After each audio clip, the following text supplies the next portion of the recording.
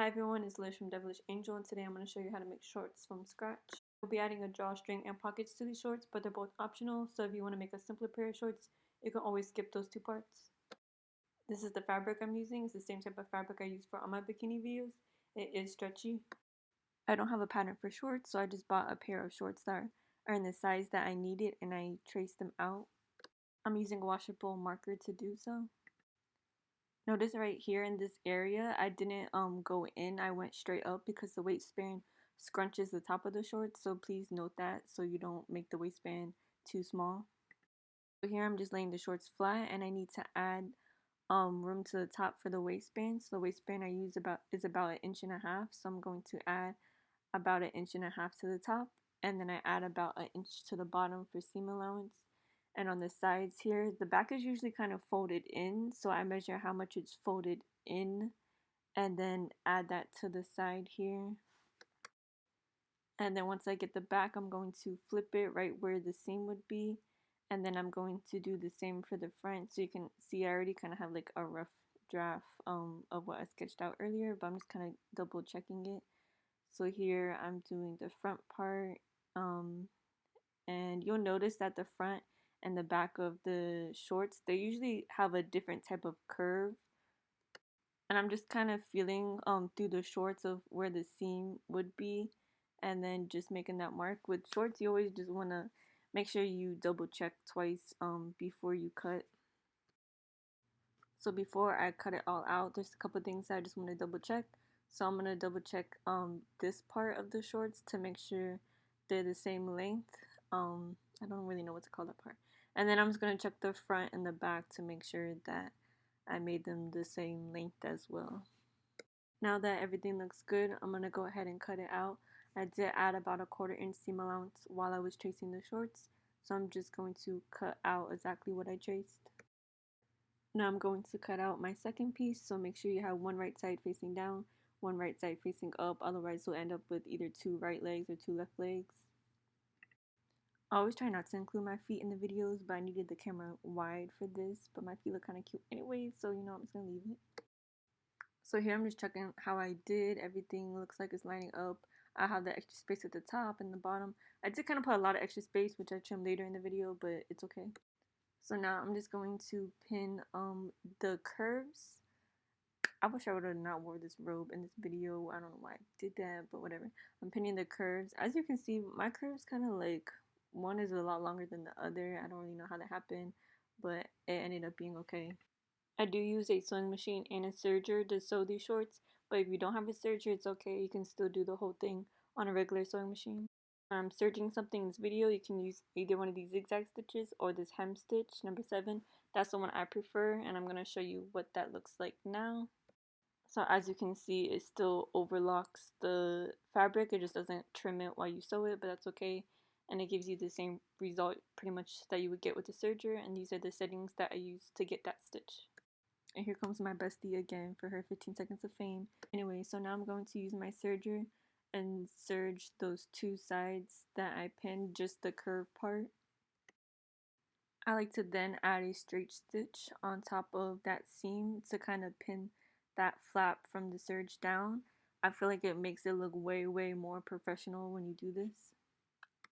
So here I am doing that. I'm just using a straight stitch on my sewing machine, and I'm kind of guiding it along the same spot on my footer, that way it's even all the way down. You want to make sure that you kind of pull the fabric open a little bit, that way you don't accidentally end up with like a bubble. So here's what that looks like on the other side. As you can see, it looks way more professional. Make sure you guys clean out your machines. Mine was started messing up a little bit, and I realized it was because I had all this gunk in there, so make sure you clean it. I'm going to sew the bottom leg opening part of the shorts, so I'm taking those 2 seams and the bottom of the curve I'm pinning together. I start with that seam, and then I'm going to pin along the edges.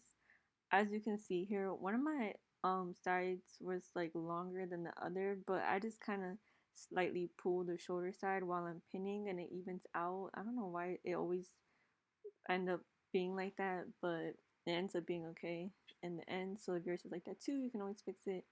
But yeah, that's why you want to double check when you're cutting to make sure everything's even. Now I'm going to serge that part together. And I'm gonna check the area where the two seams are being sewn together, because usually when I mess up it's in that area, so make sure you sew through both layers. Everything looks good, so I'm just gonna go over this stitch with a straight stitch, just like how I did the curves. That way it looks nice and professional. I don't know why I didn't record me doing that straight stitch, but whatever. So now I'm gonna do the pockets. So I start by kind of fake folding over that top to see where the elastic would be, and then I'm going to just pretty much trace my hand for the pocket. So I make an opening that's wide enough, and then kind of curve my hand down and just trace this dolphin fin shape. And again, the pockets are optional, so if you don't want to add pockets, that's cool too. You can just skip this part. So now I'm gonna cut out the pockets. I need 4 of them total, but I need 2 going one way and 2 going the other way. So make sure you cut it, cut another one, and then flip them to cut the other 2.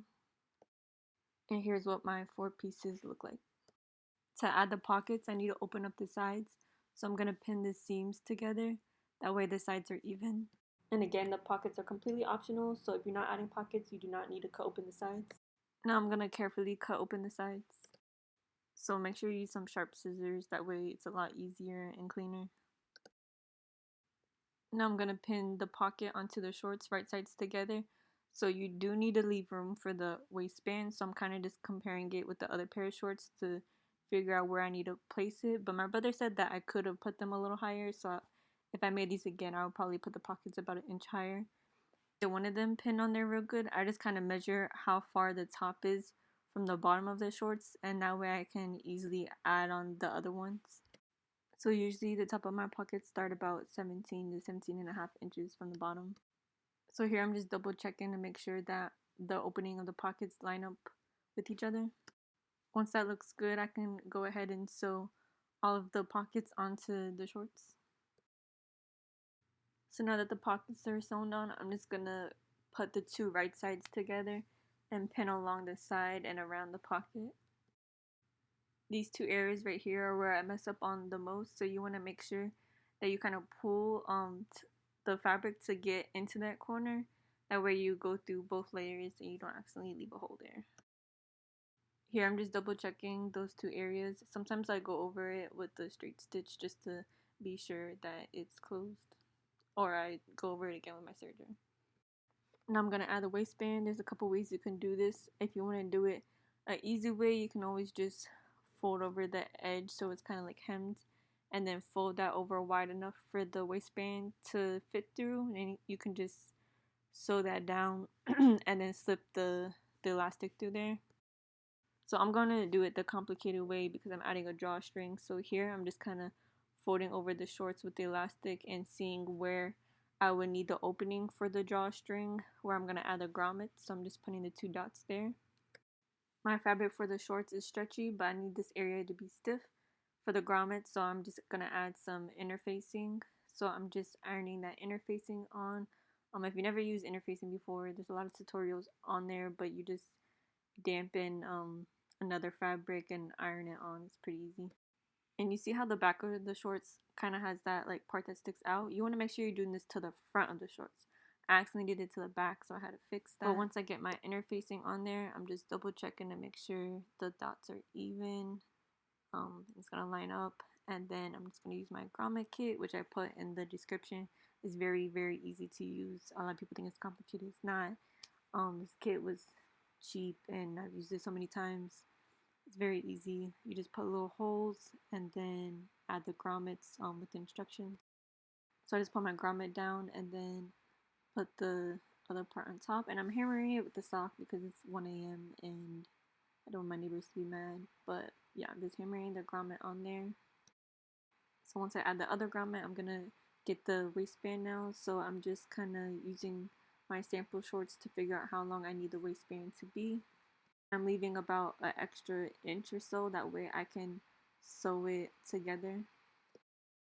I just used a straight stitch to secure the ends together, and I'm gonna pin the waistband to the shorts. So I do this by making a mark on the back part, and then I fold it in half and mark the front and then mark the sides, and then I'm just gonna pin the back to the back, front to front, and sides to sides.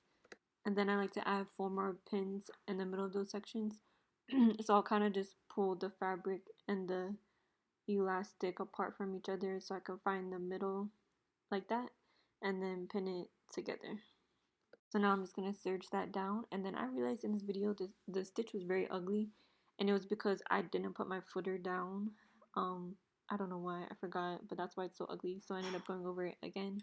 But as you can see here, as I'm sewing the elastic onto the shorts, I'm stretching it. That way the fabric lays flat and the elastic is stretched out, and everything's nice and even and there's no wrinkles. As you can see here on the example shorts, the drawstring is in between and they have a couple different lines, so that's pretty much what I'm going to do. I'm going to start by sewing a line at the very top with a straight stitch. I want to pull the fabric as you do this. I'm lining the edge with a spot on my footer, that way it's even all the way around. Stitches normally pop a lot with stretchy fabrics, but since we're stretching the fabric while we sew it, it's not going to do that. The drawstring is really hard to feed through if you sew your waistband completely first. So I like to add it first, so I just put it through the 2 holes, and that way when I go around and sew it, I'm just going to tuck it in there and sew it in the channel while I'm sewing it. This is definitely the most difficult part of sewing the shorts because you want to make sure that the drawstring is tucked in there, and you also want to stretch the fabric and make sure that it's not like gathered too much, but at the same time you don't want to sew like over the drawstring. So this is definitely something that's kind of more advanced, but honestly it's once you get the hang of it, it's not that hard. This was my first time actually doing it this way and it was fine. Really take your time with this and don't get frustrated. So now I'm just going to sew one more line at that very bottom and then I'm done. I don't know why I didn't record it, but same process as the rest. So I made the shorts a little too long, but I knew my brother would want them like a little longer than the sample, so I'm just trimming off the bottom part of the shorts.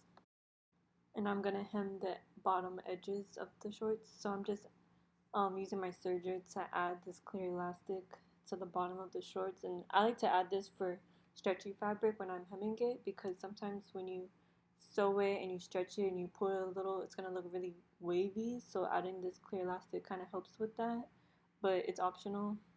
You don't necessarily need it. And then I'm just going to fold over that edge and sew it down with a zigzag stitch. You could use a straight stitch because this doesn't really need to stretch over any part of the body, so it wouldn't really pop, but I just prefer a zigzag stitch. And here is the final result. I made a little matching pair for my nephew. The little pair that I made is very simple, simple elastic, just sewed it to the edge and folded it over, and no pockets, so this is always an option you can do too.